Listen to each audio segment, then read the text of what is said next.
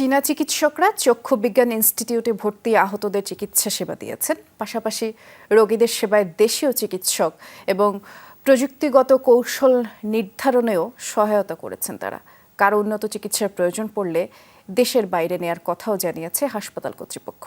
যুক্তরাষ্ট্র, নেপাল সহ আরও কয়েকটি দেশের চিকিৎসকদের সহায়তা নেয়ার উদ্যোগের কথাও জানিয়েছেন তারা। একমাত্র ওয়ালটন এসি দিচ্ছে 1 বছরের রিপ্লেসমেন্ট গ্যারান্টি এবং কম্প্রেসারের 10 বছরের গ্যারান্টি।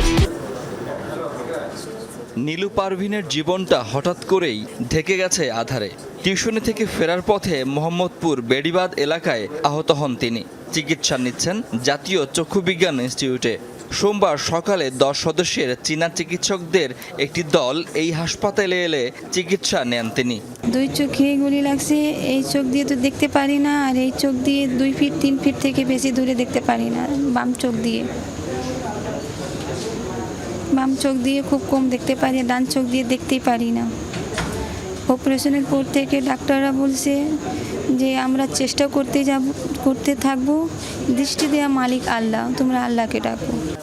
গণ আন্দোলনে আহত 42 জন ভর্তি আছেন চক্ষু বিজ্ঞান ইনস্টিটিউটে। এদের অনেকের চোখের অবস্থা বেশ খারাপ। ছোটখাটো অপারেশন হলেও অনেকেই এখনো পুরোপুরি ফিরে পাননি চোখের আলো। চোখে আমি দেখি না, এখনো 2টা অপারেশন হয়েছে, দেখি না।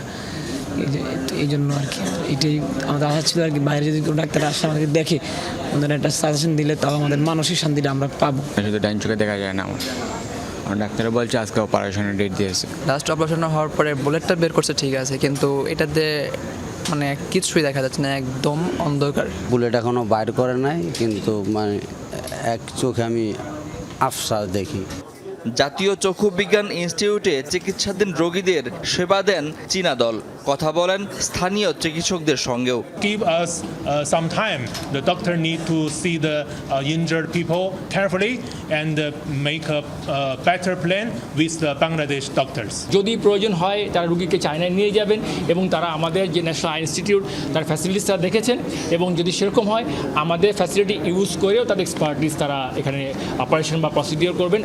আহতদের চিকিৎসা ব্যবস্থাপনা নিয়ে হাসপাতালের পরিচালক বলেন, দরকারে বিদেশেও নেওয়া হতে পারে আহতদের। আমাদের রোগীদের কর্নিয়া ট্রান্সপ্লান্টের প্রয়োজন হবে এবং প্রয়োজনীয় কর্নিয়া আমরা নেপাল এবং দেশের বাইরে থেকে, ইভেন মার্কিন যুক্তরাষ্ট্র থেকেও আমরা কর্নিয়া পাওয়ার আমাদের সম্ভাবনা আছে এবং আমরা নিশ্চয়তা পেয়েছি। ইটালি এবং এর আগের সপ্তাহে আমরা ইউরোপিয়ান এবং লন্ডনের ডাক্তারদের সাথে আমরা টেলিকনফারেন্স করেছি। ওনারা টেলিকনফারেন্সের মাধ্যমে আমাদেরকে সাহায্য দিচ্ছেন। ঢাকা মেডিকেল ও বার্ন ইনস্টিটিউটে আহতদেরও সেবা দেবে চীনের এই বিশেষজ্ঞ চিকিৎসক দল। প্রধান উপদেষ্টা ডক্টর মোহাম্মদ ইউনূসের আমন্ত্রণে ঢাকায় এসেছেন চীনের জাতীয় জরুরি চিকিৎসক দলের এই সদস্যরা। শাকিল হাসান, যমুনা নিউজ, ঢাকা।